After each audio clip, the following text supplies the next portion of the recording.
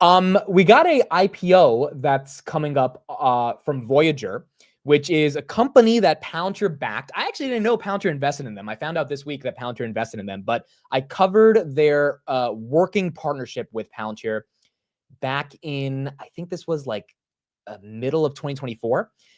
Now it looks like Voyager Technologies, a space and defense company backed by Palantir, has filed for an IPO. The way we know that Palantir backed them is because in that S1 you have to disclose your investors on the cap table, and they're expected to be valued at between 2 to 3 billion.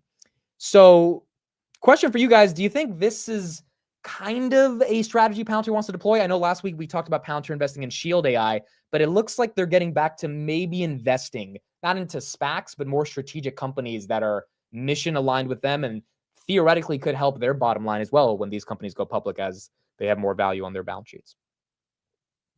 You can go first, Amir. Me? Yeah, sure.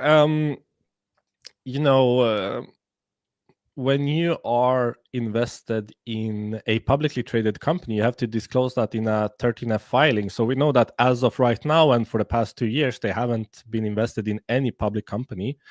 So I'm curious to see how that will change into the future. I don't know if it's like some specific strategy that they are employing to like bolster both their own capabilities to have increase their network of what they can provide to clients.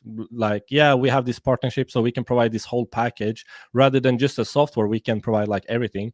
For example, by partnering with Anduril, they have like the hardware and the software. So that's obviously a really strong dynamic here. I don't know about this business and what they provide specifically, but just reading about it, it sounds kind of similar to what was the satellite company called Satellogic or Black Sky. Black Sky. So they seem to have experience in the field. They obviously know this business inside and out, the industry inside and out, if they are actively investing in them. So I wouldn't put it past them that they know exactly what they're doing and there's a clear strategy. But as of right now, at least, and for the past 2 years, they haven't been invested in any publicly traded company. So I'm not sure. I personally said that I really regret. Well, I can't regret it because it's not my decision, but I would have liked to see Palantir early on take a stake in Anduril. Now we know what kind of behemoth Anduril is becoming. So who's to say that they're not seeing something similar here and just want to right to those wrongs and take a new approach to the whole thing. But yeah, I think there will be dynamics in partnering, staying invested and having an economic interest in businesses that share the same values, the same mission. So yeah, I'm not too sure until we get more details, but interesting for sure. Yeah, I mean, I think a couple different things have changed since SPACland. One, they have FedStart, and they're already getting commercial companies into the federal government procurement process and being FedRAMP certified. We have a huge change in the administration, which is going to be pro-Western dominance and government spend.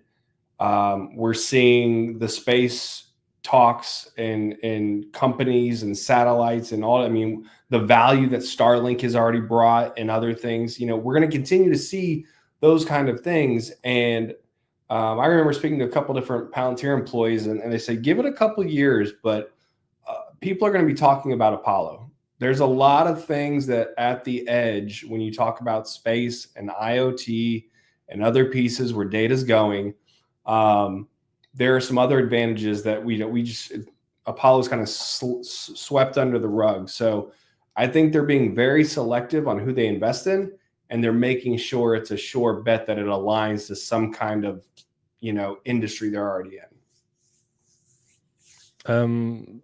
I would love to hear what Amit has to say, but I want to ask you about Apollo, because I agree that's probably the one Palantir offering that not a lot of people are really informed on. But in terms of the deployment software, like what differentiates Apollo from something like an Octopus Deploy or whatever else is being used in the industry today? Because when I'm not an engineer, when I read about it, I don't really see anything differentiating it from offerings that are available in the market. So can you just provide like a quick thesis on Apollo, just for so that everyone listening in can Where's Chad when I need him, or Code?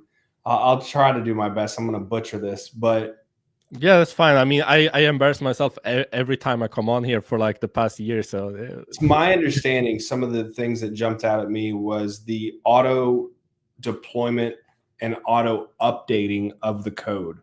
So catching vulnerabilities and automatically updating those where there's no good internet connection and still doing it in a secure fashion. Now, I don't know how they're doing it. It still is like, I can just rack my brain on how they're getting those connections and how they're getting those updates and where they're connecting through.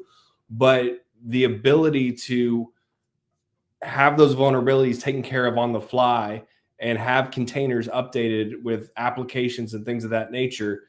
I mean, I guess the closest thing may be Confluent. I don't know. I don't know who their true competitor is with Apollo, but vulnerability management on any device or any application is still one of the biggest security risks out there. And also, how do you get new code out there as in real time? And with Apollo, they're able to do that. Yeah, sorry to hijack it, Amit. You can go ahead and give us your thoughts on that previous topic. Apollo is also something I'm not going to try to sound like an expert at because I don't fully understand it. Is it differentiated versus a lot of the other players you mentioned, Amir? I believe so from some of the analysis I have of it. But in general, we haven't got a lot of PRs on it either, right? So it's hard for Foundry is like the bread and butter that I think everyone, even though we all butchered the explanation of Foundry AIP, we can at least somewhat explain that in a better way.